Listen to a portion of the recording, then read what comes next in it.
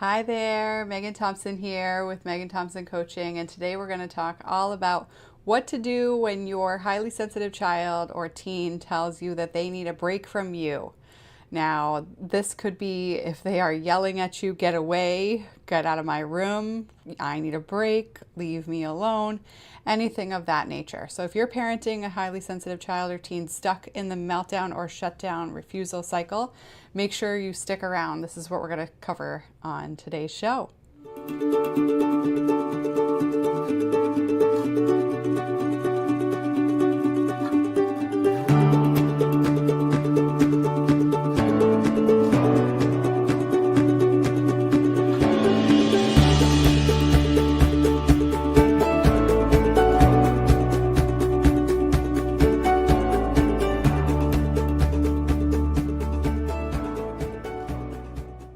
So, who are we, right? What makes me qualified to have this conversation? So, here at MTC, we help parents of highly sensitive kids and teens eliminate the daily meltdown cycle in as little as 8 weeks. Help parents and teens eliminate that shutdown, refusal, isolation cycle that you could be stuck in when your teen feels big feelings and they close you out. So, we're going to talk all about what to do to break out of this cycle. We've been helping parents do that for over a decade and supporting parents, hundreds of parents internationally, do that through this company. And so being able to do that and share that with you, myself and my coaches, we see and hear parents talk about this issue 6 ways to Sunday. Parents of 2-year-olds saying, "Go away, mama," to parents of 6-year-olds slamming doors, running away, hiding under the bed, and even 9-year-olds running out of the house, hiding behind bushes, and literally being, having parents having a hard time finding your child. If this is a challenge that you are experiencing, then it's important to notice that if your child is running away in that experience, they might be indicating through their physical body that they want a break from you, but that is really important to understand how, why, what to do about it, right? We're going to cover all the angles. And then obviously if you have a parent, if you're a parent of a preteen or a teenager and they're looking at you and they're saying, "You can't help, you don't understand," any of that, their eyes are wide, or they're just giving you side eye and shutting down, anything like that, right? Any indication that your kid has had enough of you or doesn't want you around, this is what we're covering here. Now, what is the meltdown cycle? What is the shutdown cycle? I just described some of those behavior issues that you could be dealing with, but you're a parent who's stuck in the meltdown cycle. If you're parenting a sensitive kid, kids who feel big feelings, who notice small details, who think thoughtfully and deeply and feel deeply, ponder, and may demonstrate that they are wise beyond their years in some circumstances, but then emotionally not matching in their behavior with their chronological age. And then on top of that can be reactive, but also sometimes empathetic. And this can be really puzzling for parents of sensitive kids, because if you see that highly sensitive kids can also be labeled as highly empathetic, yet you watch your kid scream at your sibling or scream at you, it's really important that you don't attribute that to a lack of empathy. This is a much more complicated concern, and we've spoken about in different shows. I've shared the concept of empathy and even psychopathology and whether or not your kid is manipulative or sociopathic, all of that. You can search on any of our platforms, whether you're listening to this on the podcast or watching on a Facebook Live or YouTube or our Instagram, right? We are all over the map here in terms of social media, and you can find us in most main places. And so make sure that you search the platform. Some of those platforms might be a little easier to search. Or tag one of our team members if you're here in our Facebook group and you're catching the show here, and we can support you in finding the right videos, the right shows to access the previous content we've generated here for you, for you to learn and understand that a highly sensitive child is more empathetic, and that is different than their ability to share and act on that empathy. Those are two very different things. If your child is stuck in the meltdown cycle, it is highly likely that it is extremely difficult for them to act on the empathy that they demonstrate to you when they are upset, when they're melting down, when they're overwhelmed, right? And so they're unable to be powerful and autonomous in their empathy. And with that being said, the last piece is that your child could be sensitive to subtleties. Your sensitive kid or teen might notice twitches of the eyebrow, itchy, scratchy sweaters, but only those bothered by those intense senses or sensations, smelling, chewing, hearing the chewing, the texture, tasting texture of food, etc. But highly sensitive kids, compared to kids who have more of a sensory processing disorder, are more disturbed or perturbed by those concerns, those sensation concerns or subtle concerns, when they are emotionally dysregulated, which is why it can be very puzzling as a parent to discern whether or not your kid is highly sensitive. So make sure that you watch all of our videos and trainings, or listen in on identifying whether or not your kid's highly sensitive, because it's not just about figuring out if they fit a checklist. They need to fit all four components of the categories that Elaine Aron designed in DOES back in the 90s. So let's go ahead and observe 1990s. I got to start saying that. Now that we're in the 2000s, I have to actually name the century of what I'm referencing, because something is over 30 years old. We should be paying attention to that, right? The category here. So let's get back to what we were covering, right? Your child is telling you that they don't want to see you, and they're in the middle of a meltdown or the middle of an emotional outburst. If your kid is dealing with this and saying things like this, or screaming and yelling and kicking and throwing things on a daily basis, it's very important for you to be first and foremost quite clear that that is not developmentally appropriate for any child above the age of 2 or 3, right? You might have heard me say this in terms of daily meltdowns not being appropriate for children ages 4 and up.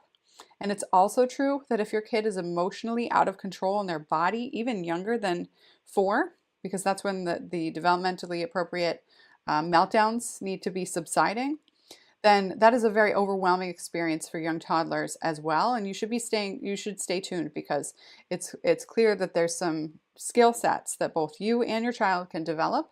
And we've helped parents of even younger children than 4 address this pattern countless times as well. So it's important to understand that this is not a young child problem that we're talking about. It's also not just an older child problem we're talking about. We're talking about a highly sensitive child problem for those highly sensitive kids who are stuck in the meltdown cycle. Now, a very subset, 20% of the population, is highly sensitive, and then a subset of that is stuck in the meltdown cycle, daily or multiple times a week cycle that we address here, whether those meltdowns are focused for you in outbursts, explosions outside of the child's body towards other people or things, or implosions towards themselves, saying things like, I wish I were dead, life would be better off without me, I'm a bad kid, you hate me, I hate you, etc. All of that is internal implosion, okay? Shutting down. Teens might not say that as frequently with you, but they are instead just closing you out, okay? All of that, same thing, guys. Great news. It's the same root problem, okay? So here's how we fix it. Here's how we address it for this particular issue, right? What to do when my kid says, go away, mama, get out of here, right? I need a break, right? I think what's important for us to clear up, as we clearly have described the problem, you have a pretty good idea that you're staying tuned on this conversation because I can describe what is going on in your house, right? We have a clear picture of that, right? But let's talk about what's going through your mind as a parent, right? This can be really puzzling. You can be quite stuck in the experience of wondering, that double dutch experience. Should I leave, right? What do I do when my kid is kicking me out of their room with their words or with their eyes or with their closed off body language? Or should I stay?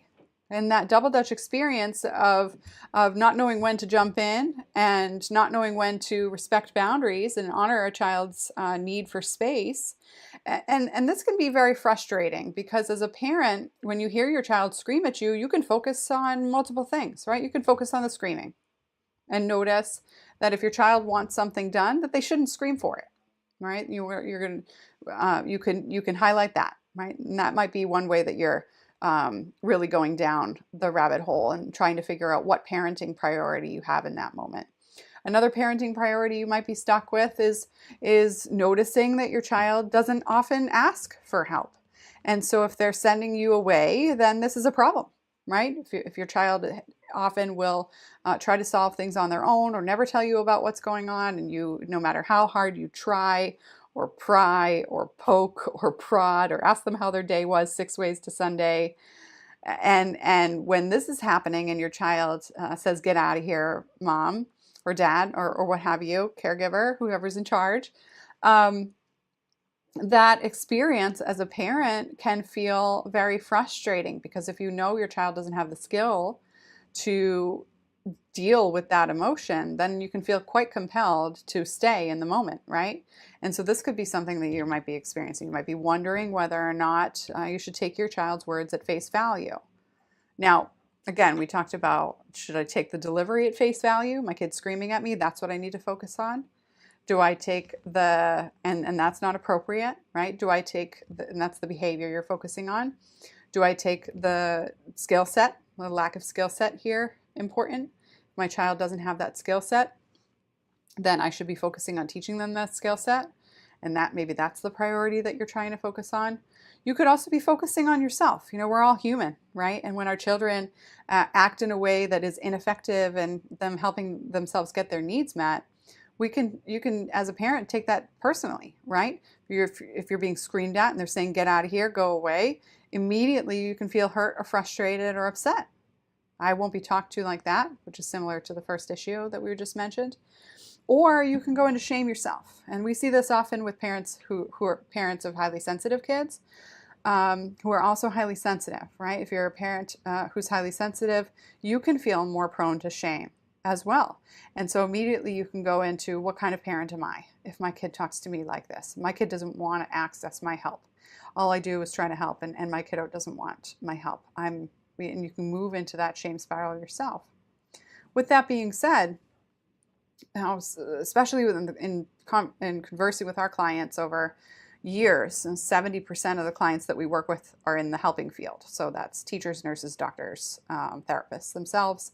And so as experts, right, and if you happen to be in that field as well, as we know that many of you who listen to us are in the field in some way, shape, or form, it can feel very hard to hear your kid say, get out of here, when you help other parents' kids in your career. You know, maybe you're a teacher and you help and you take pride in being the teacher that kids confide in, or maybe you're a pediatrician and you know that you do really well at managing emotions in the doctor's office when kids have to take their shots, or perhaps you're a physical therapist or you know, a mental health therapist yourself, right? And so you help other parents of their children, or you help adults manage their emotions, and yet you struggle with your own child in your own home. This can feel extremely frustrating to focus on the experience that you have of having an identity of being a fixer, of problem solver, somebody who helps solve problems and serves others, and then not knowing how to solve your own child's issues, and in that moment, the concern in that moment.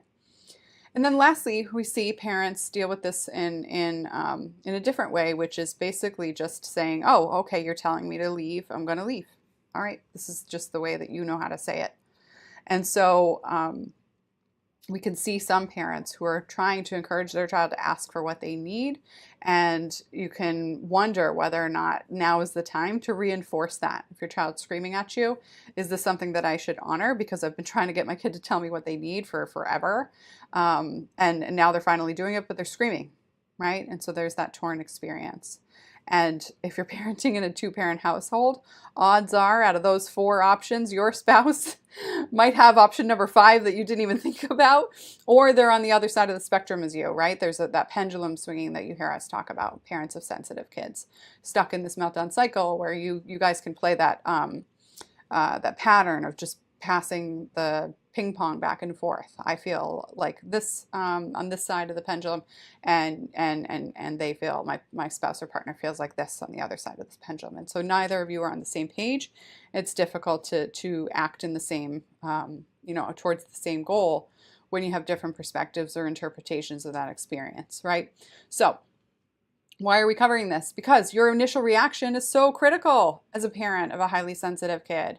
Your initial reaction and what's running through your mind is critical in observing how to respond directly, right? Because if you were parented in a my way or the highway household, then odds are you're going to parent like that or the opposite. And that's both of those patterns, traditional parenting or the opposite of traditional parenting, which is passive parenting. Neither of those are going to work, right? We need to find the middle ground. The middle ground is observing how your child is struggling with their gaps in their skills, and then being able to fill those gaps in a strategic way, right? So when we talk to our clients about this, we see clients who can walk on eggshells, get into that passive experience of parenting and saying, oh, all right, I'll talk to you later. Hands up, wave the right white flag, even when your gut is telling you they don't actually want me to leave, or your gut is telling you they don't know how to handle this, right? One or the other. But you don't really know how to respond in that way without setting them off, right? And then on the other side is being offended or frustrated that your child hasn't been able to demonstrate use of a skill that you want them to have, and then going hard on that and just dying on the sword that day, if you will. And you might feel regret or frustration after the fact, noticing that didn't work. Or it might be something that you feel so convicted that your child has to learn this skill, that you can feel much like the Energizer Bunny, just going at the same problem the same way over and over and over again and hitting a wall and just wondering when you're going to break your kid's wall down. And that potentially could be the way that you feel really convicted in solving the problem. Now, with that being said, I have to tell you that neither of those approaches are getting you to where you need to be. So let's talk about what you need to be focusing on first, okay? When your child needs space from you, it is very, very important that you take a clear look at these three needs, these three components to the issue, right?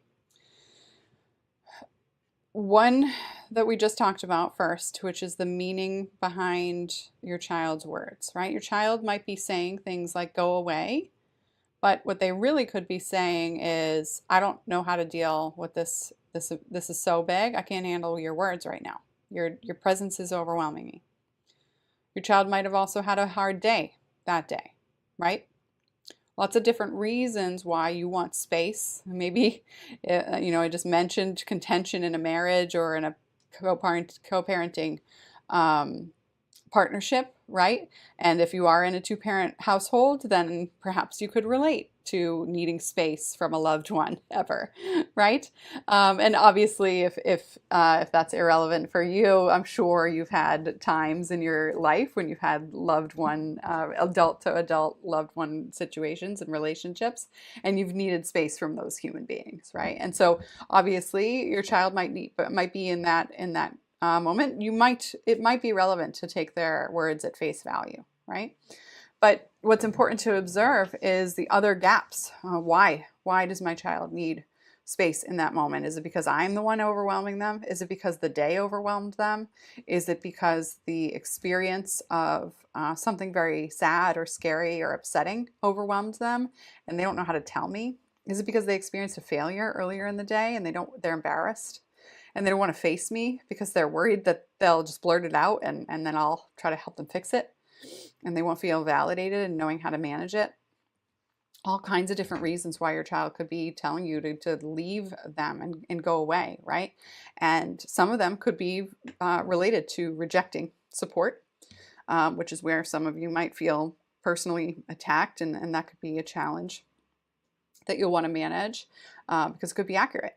And it's also true that when your child is stuck in this experience, what they need is a skill set. This is the next piece that we talk about, the meaning that you're experiencing and what you're creating from this experience and how you interpret the experience is very important because you got to look at the actual facts of what happened, which when you're parenting a kid in a meltdown cycle, it can be really tricky to figure out what is actually bothering your kid, right? So this is a hindsight assessment that you'll be needing to make for a while until you start to understand your kid's triggers and patterns.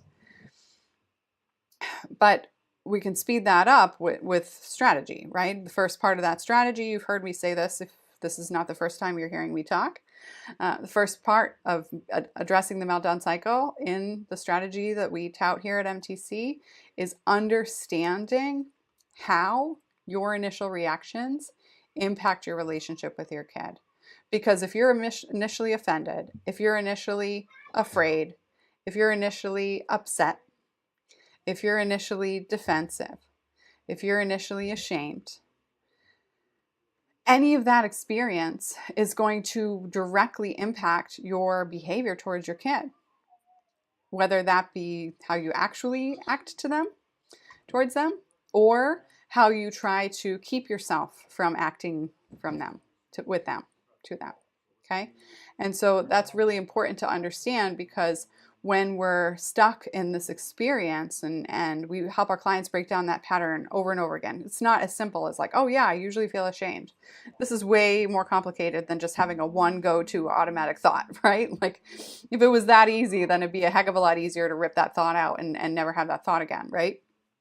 But the experience that you're dealing with at this circumstance is complicated. It's multifaceted because your own human life experience is impacting how you interpret your day and how you interpret other people, right? Perception is everything. And so when the way that you perceive your relationship with your kid plus the way that you're perceiving your kid in that moment is going to impact how you respond to your kid. And the important piece around this whole piece, the important piece around this whole dynamic is how that plays into your child's view of themselves, right? Because if they don't feel that they are capable of using any skills that you've been teaching them, then they won't use them. We know for sure parents of highly sensitive kids are the change agents for highly sensitive children. There have been decades of published research on highly sensitive children, on sensitive people, sensitive adults, that demonstrate that the parent-child relationship is the only relationship that impacts the experience that children have with themselves, right? If you feel like you're a good person and that you feel like you can solve problems, then what do? You solve problems and you behave in a way that makes you feel good, right? Now, if your relationship with your parent directly impacts your ability to feel good and directly impacts your ability to feel like you can solve problems, why would we be working on your relationship with yourself without your relationship with your kid? That doesn't make any sense, right? And the relationship with their parent, I should say. You're talking about having consistent and frequent understanding of research by Linehan, Plewis, Aaron, Porges, and countless other attachment theorists who cover the appropriate understanding of parent-child relationships for children abound, not just highly sensitive children, right? And when we understand the certainty of childhood development and emotional development for specifically highly sensitive children, it's incredibly important to understand that for you as a parent, if your child doesn't feel like they will be able to make the change happen that they're hoping to have, they will feel defeated and they will not try. And this is all about motivation. Now, when we think about the understanding of what is important for you as a parent, it's important that you just believe the research, okay?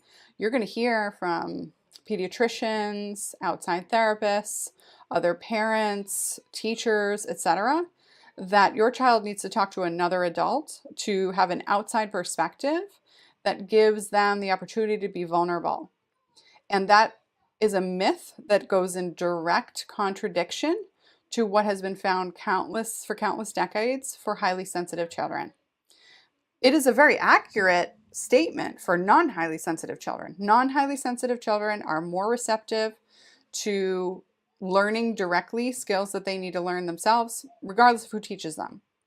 But highly sensitive kids only change how they feel about themselves and about their world and about what's possible in their world and how to create change in their world by getting their needs met and by accessing help, aka coming to you and saying, I feel overwhelmed, but I need help, instead of get out of my room, go away, right? Children in that experience only feel like they can use that skill that I just demonstrated compared to the unskillful behavior that you just heard me mimic. Only do that when they assess that their entire parent-child relationship is more positive. And I got to tell you, you can't do that by dropping your kid off at somebody else's office and letting them deal with it for an hour if you don't change your behavior. I mean, 1 + 1 = 2, guys. This is pretty easy, simple math. And so let's look at what you need to do to shift this dynamic. You as a parent need to take radical responsibility for how you are reacting in your own home. You need to take extreme ownership. We can quote the Navy SEALs about that, of how you impact your child's behavior. And then you need to get resourceful. You need to identify specifically what you're doing to perpetuate this pattern of your child feeling like they can't make it happen, right?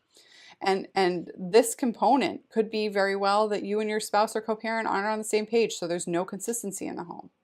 It could very well be that you're walking on eggshells, so you're sending the message to your kid that they just can't hack it.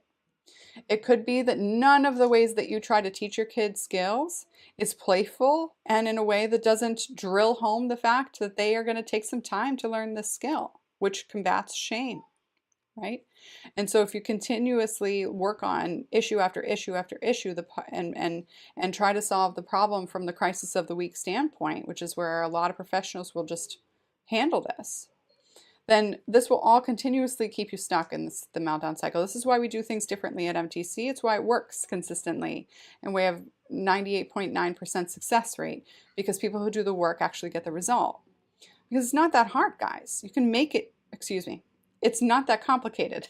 It's hard work, but you can make it simple by breaking it down into 4 parts. And this is what I was speaking about, right? First and foremost, understanding step 1, how do you play into this? How are you creating the tornado cycle in your own household by running your household as the adult in the household who is not managing your own emotions, who is giving feedback to your kid in an ineffective way, who isn't showing your child how to manage their emotions in a way that actually helps them digest it per the research, right? How are you doing this in a way that makes you feel capable too, right? Are you stepping this up in strategic steps and making it playful so it doesn't feel like you're your kid's therapist?